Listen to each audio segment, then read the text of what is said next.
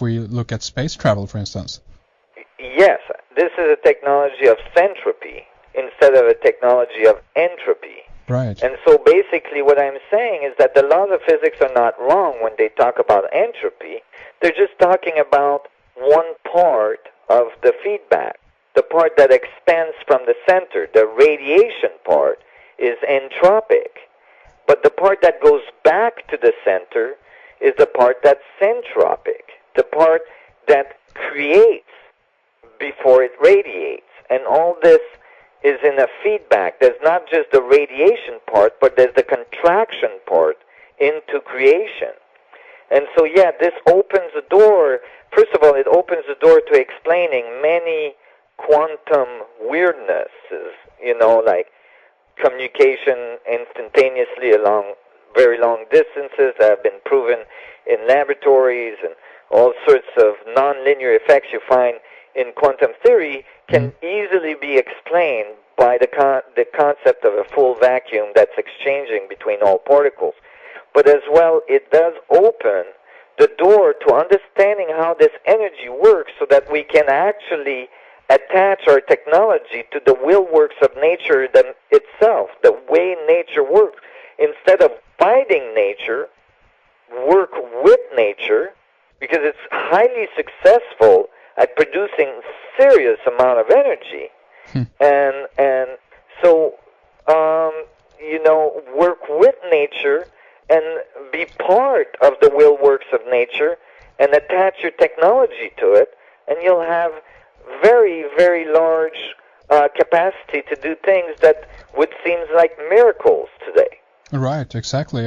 And the question here that obviously arises, I mean, scientists, they are trying to create, for instance, quantum computers that would open up the computer field, incredibly much in regards to how fast we can process information and so forth. But the problem at this point seems to be how we can access this. I mean, is there any ideas out there, or any ideas that you have at this point on how we can tap into this or gain access to this?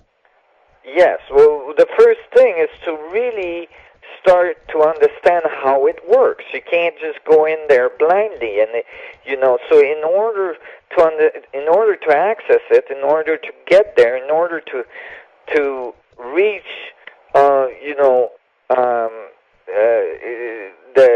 be able to create a link to it, we have to be able to understand its dynamics, and understand how it works. How does it produce an atom? How does it create? And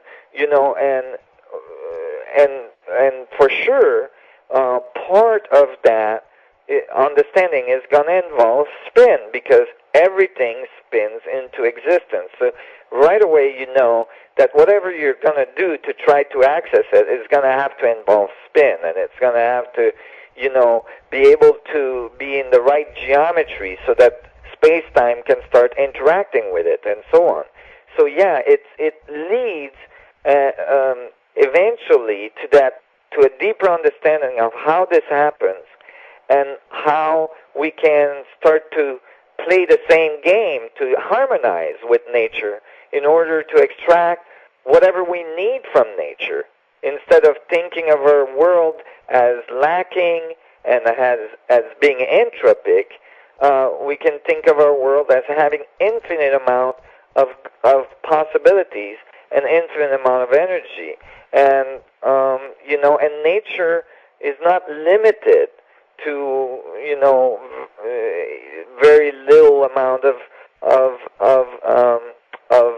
goods, of resources. There's Sure. infinite amount of resources. We just got to understand how it works.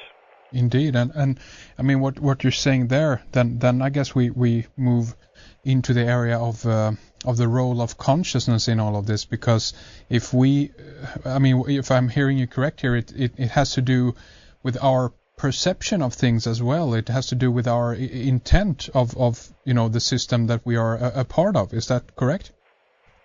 Yes, absolutely. It definitely has to do with perception and going beyond our five senses and realizing that there's an underlying fundamental force from which all of our experience emerges, and then to realize that we're part of that feedback.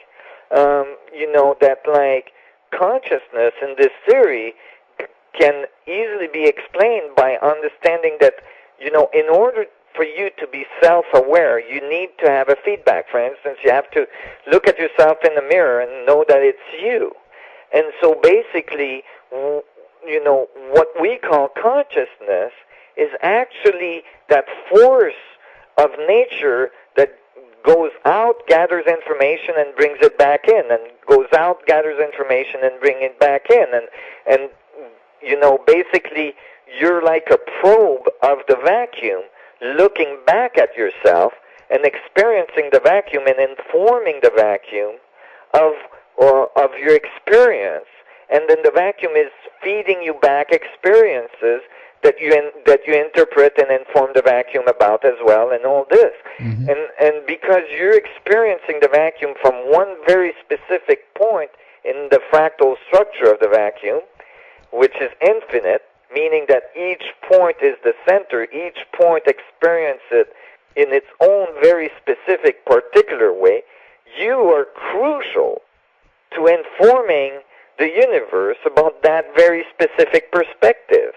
And so when we become aware of that we're part of this infinite feedback in space, then we can become active, conscious participant in it, and not only participate philosophically in the way we're thinking, in a way that brings us more of what we want and less of what we don't want, but we can apply this understanding to technology so that we can produce technology that interact with that feedback to give us everything we can ever dream of. Very interesting. So mankind, in a way, then might be a result of the, well, if you will, the wish of the universe to understand itself. Is that correct? Yes, in some ways you could think of it that way. I like to think of it as a branch of a fractal structure, and every individual is like the little teeny point on the end of that branch, experiencing, looking back at itself, looking back at the universe, and experiencing it from its own very specific point of view, and feeding a very specific set of information that is only very particular to them.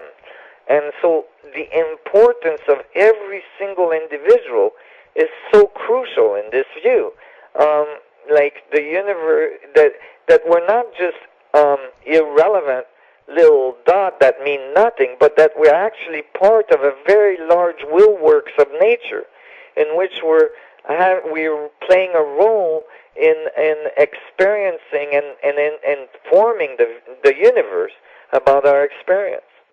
Fascinating. Hey, Nassim, I think this is a good place to round things up here for our first segment, and then I definitely want to ask you more about your DVD, Crossing the Event Horizon. I know that you touch upon a lot of different subjects in that DVD that we haven't gone into yet, things like the crop circles, for instance, and even going back to some of the scriptures that you mentioned in the beginning of the program. I definitely want to ask you more about that, but to round things up here for our first segment, tell us a little bit about your DVD, what it is about, and how people who are interested in finding out more about your research, how they can get a copy of this DVD. Okay, yes. Well, the DVD is basically, I give seminars, and for some 15 years I've been giving seminars, and I've always been asked, can we have this so we can study it, because my talks are typically 8 to 10 hours long, and there's so much information and so on, and it would be so much better for people to review it and so on. So eventually I produced a DVD, and it's an edited version of my long seminar. It's still about 8 hours long. It's 4 DVDs in a set of DVD. It may be daunting, but actually it goes pretty fast, and in there's all of the details of this theory, what it means, this beautiful graphics that expresses it. It's very easy to understand. It's actually, I have from housewives to, very young kids to, older people and so on.